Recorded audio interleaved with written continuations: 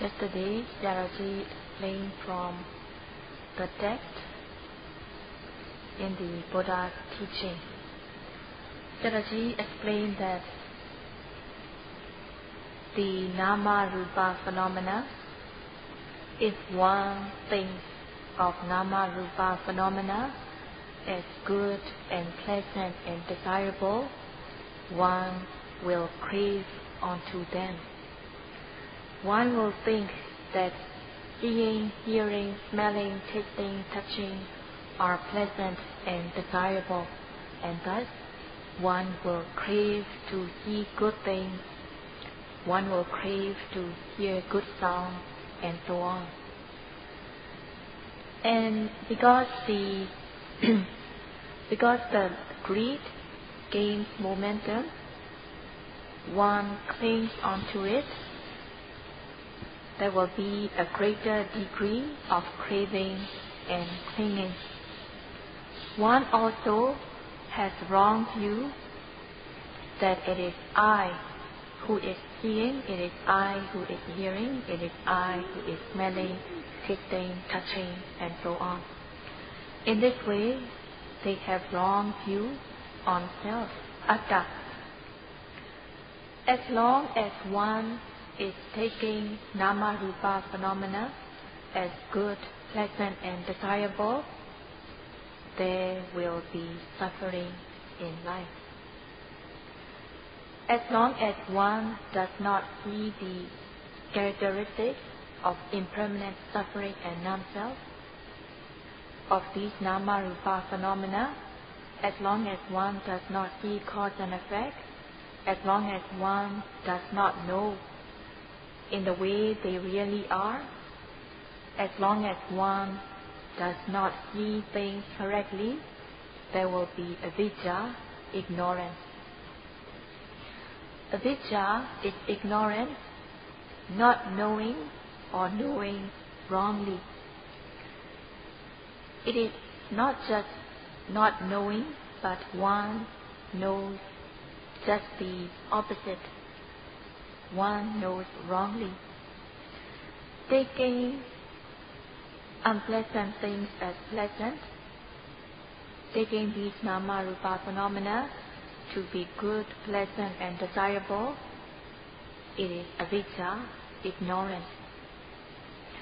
Having avijja, one does not know the truth, one knows wrongly, and it is called avijja, ignorance. If one does not see the flaws of Nama-Rupa phenomena, one takes them as good, one craves for good things.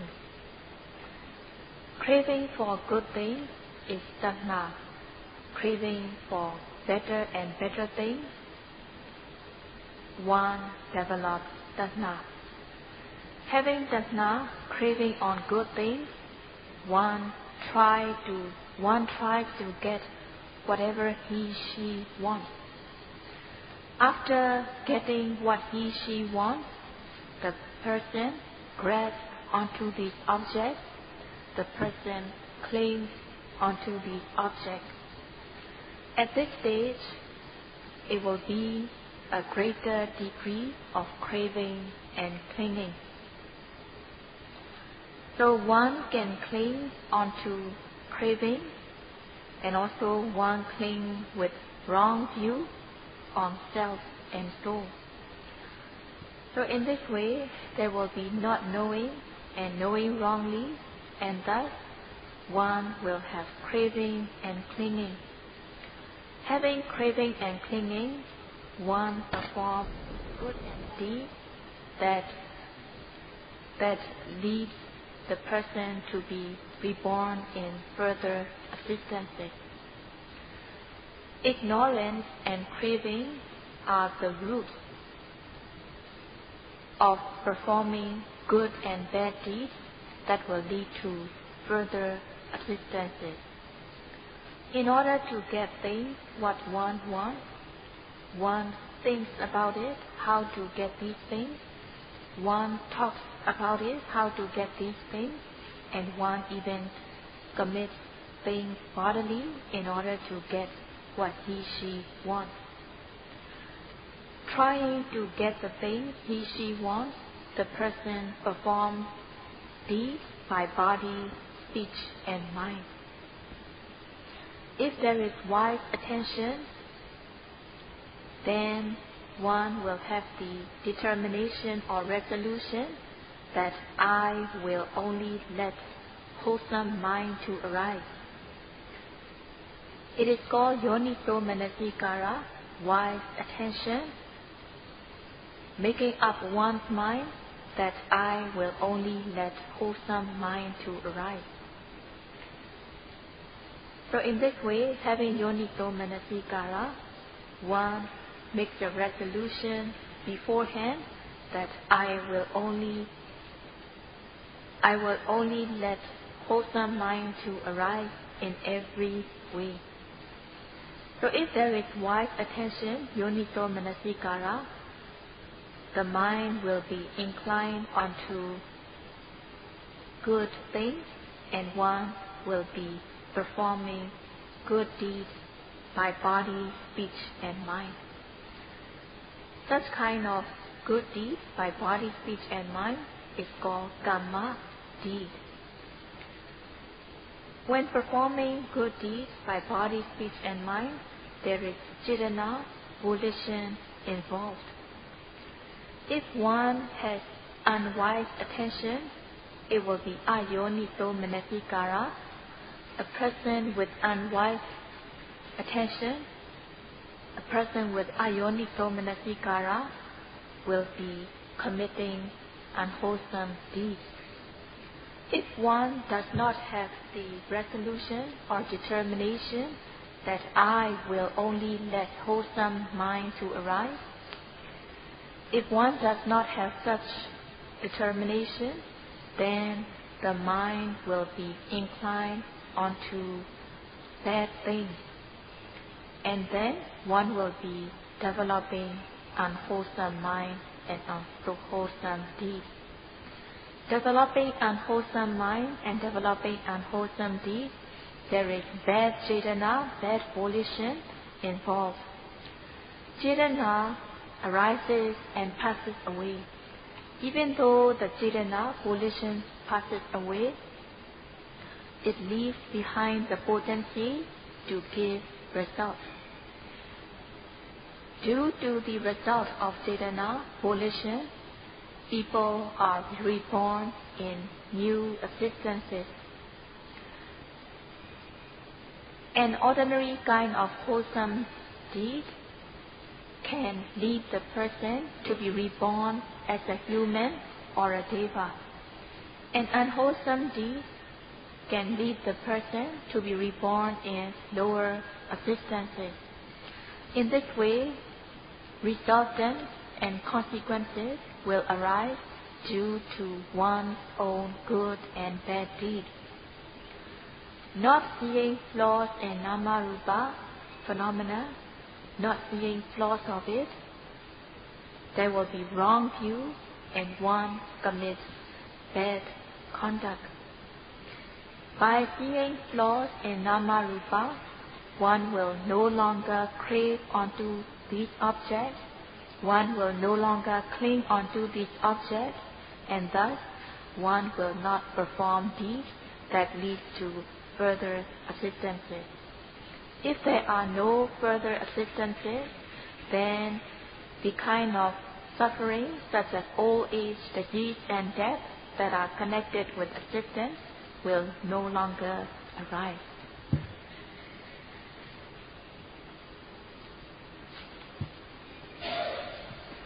Before Sayadaw explains how cause and effect are connected and how cause and effect could be cut off.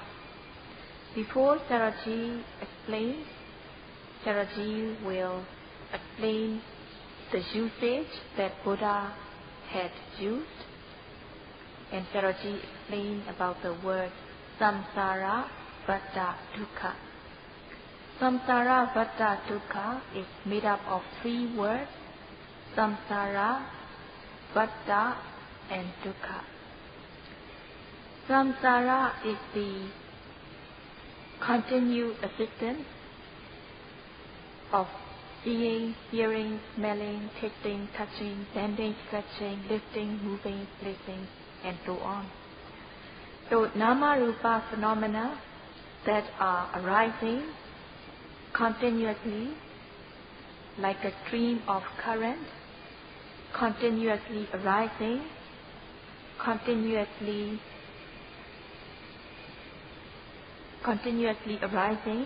expanding, is called samsara.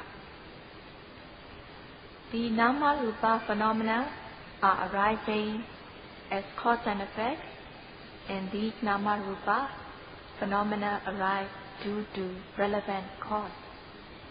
And these nama-rupa phenomena are arising continuously.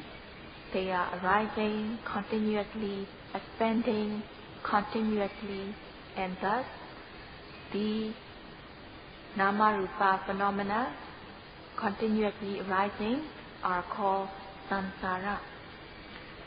So it is just like in the example, the water flows down constantly, continuously, without any break.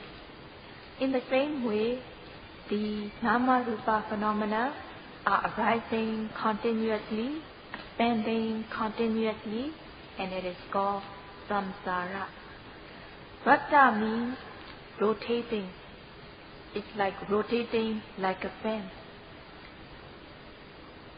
So the cause and effect are arising, they are connecting to each other, and they keep on rotating, and it is called vata. Vata means round or rotating round. The cause and effect are arising in rotation. So the cause and effect arising in rotation, in round, is called vata. And dukkha means suffering. There are three kinds of vata. Kilesa vata, kama vata, and vipaka vata. So these three rounds are arising continuously in rounds. So these three rounds are kilesa vata, kama vata, and vipaka vata. The three rounds are arising in rotation, and it is all suffering. It is all suffering and no good. It may seem as good, but such kind of thing has no guarantee. Only if one make it up, or if one make it up to be good, then it will be good. But the three rounds are actually, they are all suffering and no good. And Sarati will explain on these three kinds of vata. If one does not practice Vipassana meditation, one does not know nama-rupa, mind and matter, one does not know cause and effect, one does not know correctly. One does not know correctly, and also one does not know the characteristics of impermanent suffering and non-self. In this way, one does not know things as they really are. It is called apatipati avijja, knowing wrongly. So knowing wrongly, one thinks that seeing, hearing, smelling, tasting, touching are good, pleasant, and desirable. So they are knowing wrongly, they are knowing just the opposite of what really is. It is called avijja, ignorance.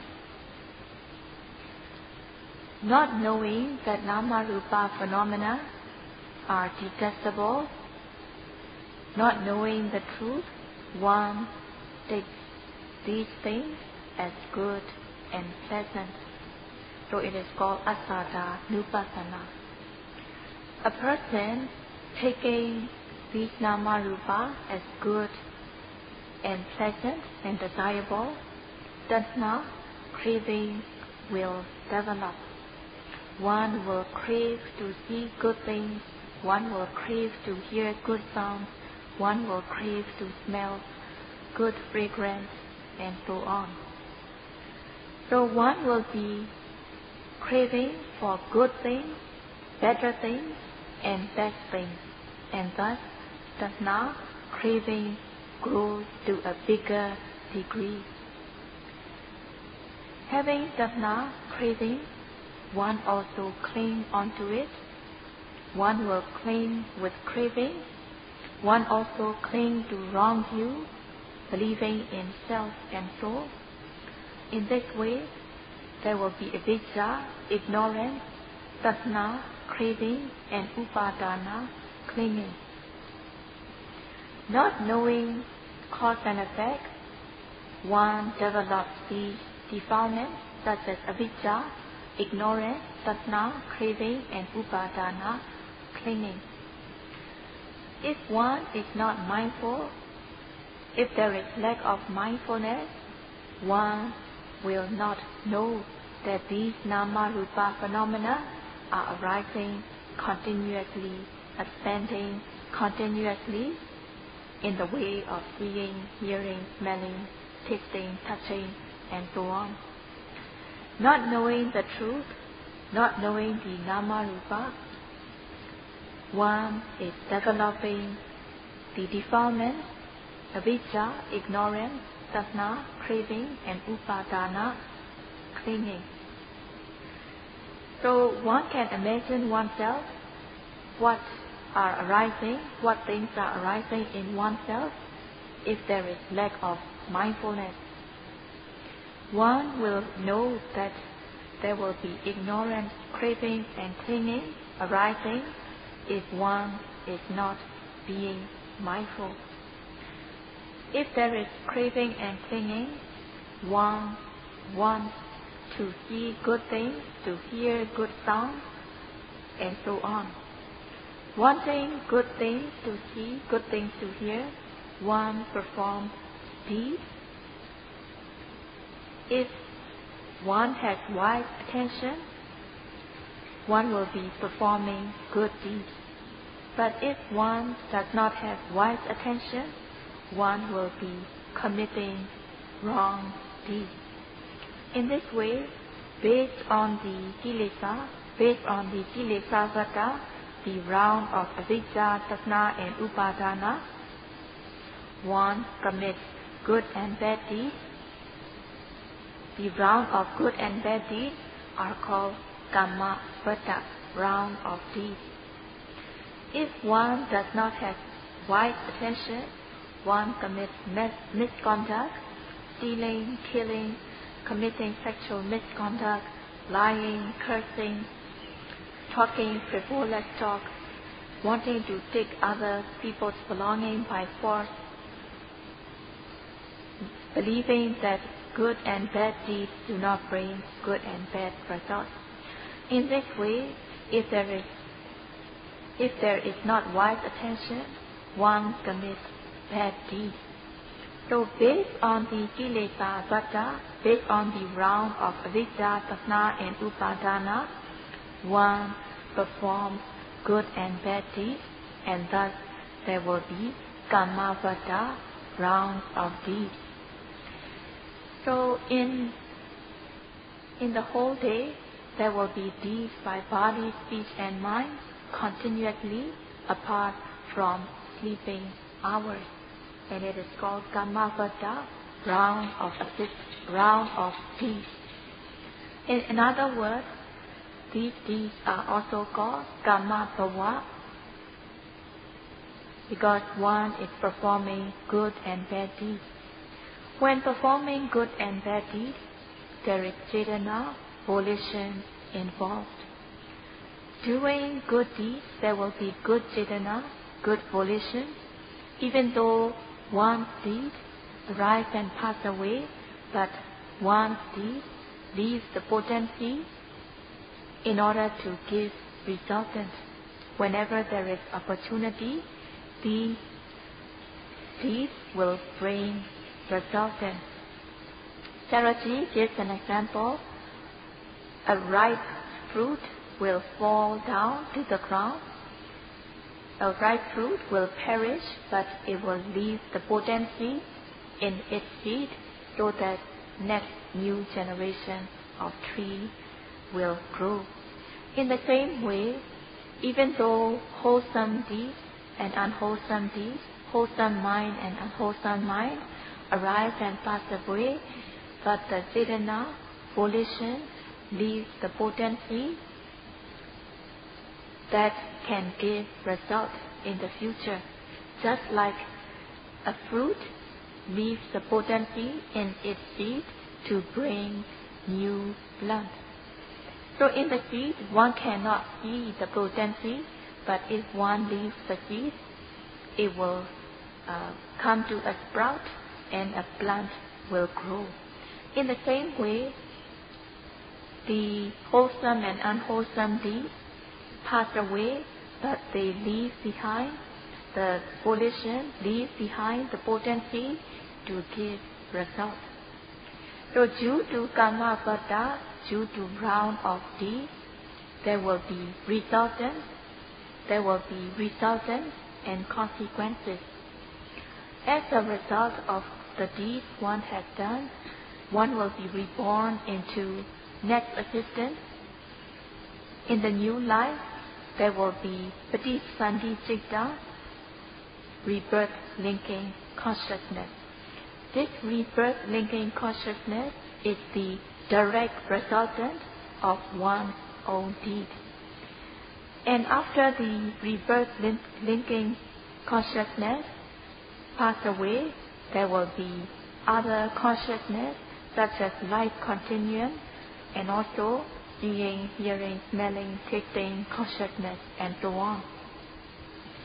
Seeing consciousness, hearing consciousness and so on, they are consequences as a result of one deed. So in this way, the three rounds are rotating due to kilesa vata, due to the round of defilement, avijja, prajna and upadana, ignorance, craving and clinging. One performs good and bad deeds. Performing good and bad deeds, there will be karma vata, rounds of deeds. And based on the round of deeds, there will be results and resultants and consequences. These resultants and consequences also arise continuously, and it is called vipaka vata, round. Avijja dasa upadana is kilesa vata, round of defilement, and this kilesa vata will further lead to karma vata, round of deeds. Round of deeds will further lead to vipaka vata, round of resultant. In this way, the three rounds, kilesa vata, round of defilement, karma vata, round of deeds, and vipaka vata, round of resultant, will keep on rotating. A person who lacks mindfulness, sati, mindfulness will not develop. If there is no sati, the mind will not be calm or collected, but the mind will be stray. And thus, the person will be committing misconduct, and at times the person may refrain from misconduct and perform sucharita, good conduct. In this way, there will be mixture of misconduct and good conduct. At times, the person's mind will be wholesome. At times, the person's mind will be unwholesome. Not refraining from bad deeds, there will be bad behavior by body, speech, and mind. And thus, the person's physical, verbal, mental behavior will be impure it will be mixed with impurity and it will be unwholesome. And based on one's defilement, one will be committing good and bad deeds. Committing good and bad deeds, these good and bad deeds will further lead to resultant in the next life. Also in the next life, there is the avidya and tanha, ignorance and craving, and based on ignorance and craving, one performs good and bad deeds, and thus the round will rotate. There will be rebirth. If one has rebirth into a new life, there will be old age, disease and death. Old age, disease and death are inevitable. Even though one does not want to get old, one gets old. Even though one does not want to die, there will be death. So being reborn in a new life, there will be suffering such as sorrow, lamentation, physical suffering, mental distress, and so on. And there will be a great heap of suffering. Sayadaw gives an example of a tree. A tree that gives fruit, it grows due to the nutrition that the tree obtains from the soil, water, air, and the sunshine. Because of the nutrition from the soil, water, air, and the sunshine, the sap in the tree pervades the whole tree, even the new leaves. Because there is the sap in the tree is alive, and then it gives new fruits. And in the fruit there is the seed, and within the seed there is the potency to give rise to new generation of trees. So in the whole tree there is the substance called sap, which is a kind of moisture pervading the whole tree. And because of this sap, the tree lives, and then the tree will give new fruit, and in the fruit there will be the seed that will lead to another new tree. What is supporting the sap in the tree is the nutrition from soil, water, air, and the sun rays. As long as the tree is getting oxygen and the necessary nutrients from soil, water, air, and the sun, the tree will keep on living. The tree will give more fruit, and also the fruit has the seed that leads to the new generation of tree. In this way, generations of trees will keep on rotating.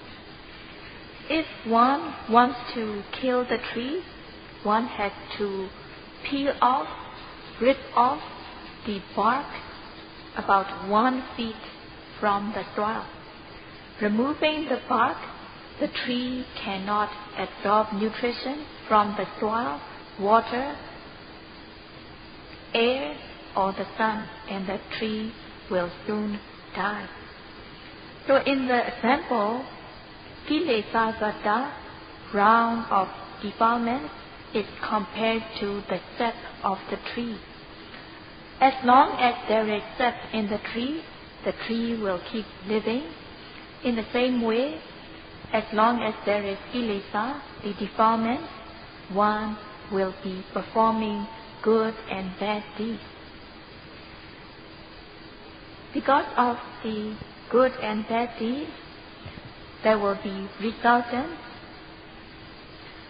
and as a resultant, one will be reborn in a new life, and in the new life as well, there are defilements that lead to further deeds.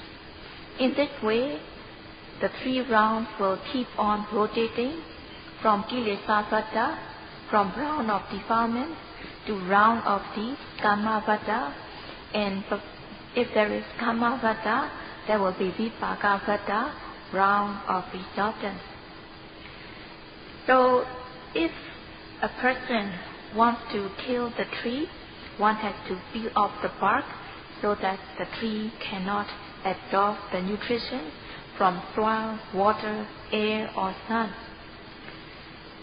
Just like the nutrition from soil, water, air and sun are supporting the sap of the tree, in the same way, the sensual pleasure, human pleasure, deva pleasure, and also jhana pleasure are supporting the kilesa defilements to arise.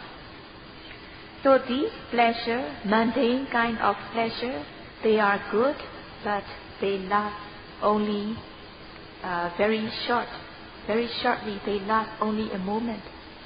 But these mundane kind of pleasure are supporting kilesa defilements to arise. In order to kill the tree, one needs to peel off the bark. In the same way, if one wants to stop the 3 rounds of kilesa, kama and vipaka, one needs to practice Satipatthana meditation. By practicing Satipatthana meditation, one will dry up the defilement step. Drying up the defilement step, the round will not continue. Just as if one does not want a tree, one needs to take necessary measure to kill the tree. In the same way, a yogi has to dry up the kilesa step, kilesa moisture, so that one does not rotate in the 3 rounds. In order to dry up the kilesa step, one needs to practice Vipassana meditation. By practicing Vipassana meditation, one discerns mind and matter, cause and effect, and also the characteristics of impermanent suffering and non-self. Seeing cause and effect, seeing the characteristic of impermanent suffering and non-self, one sees the truth, one knows the truth. If one does not know the truth, there will be knowing wrongly, not knowing. By knowing the truth, by seeing the cause and effect, by seeing the characteristic of impermanent suffering and non-self, one sees the truth, and thus avijja, ignorance, has no chance to arise. If one does not know, one will crave onto things. When one develops knowledge, knowing correctly, one will no longer crave onto objects. If there is craving, craving leads to clinging. If there is no craving, clinging cannot arise.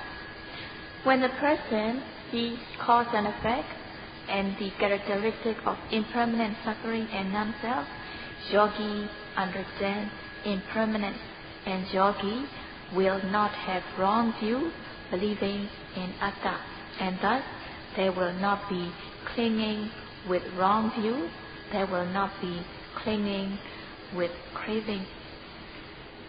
So, by being mindful, yogi is overcoming ignorance, avijja, there will not be craving, one overcomes tanha, and also one overcomes wrong views, and thus one will not cling onto wrong views.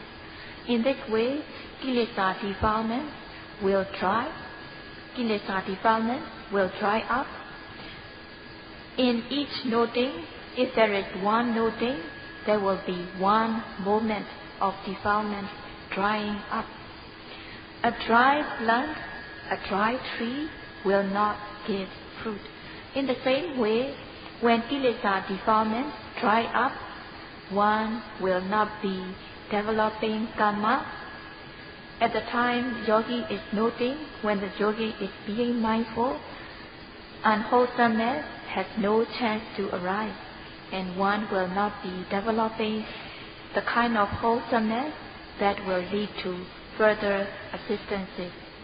So in place of these, one is developing jnana, knowledge. And this vipassana jnana, vipassana knowledge, is the way to be free from the round of assistances. By developing knowledge, one will not be developing wholesomeness that leads to further assistances. Developing knowledge, there will not be deeds that lead to human existence, deva assistances. Not developing unwholesome deeds, one will not be reborn in lower assistances. In this way, by developing knowledge, one will not be performing deeds that lead to further existences. If there are no deeds that lead to further existences, there will be no vipaka, no resultant, and there will not be new assistance. In this way, kilesa, karma, and vipaka, the defilement, round of defilement, round of deeds, and round of resultants will come to a cessation. And Saraji will continue to explain tomorrow from theoretical and practical aspects. Sadhu, sadhu, sadhu.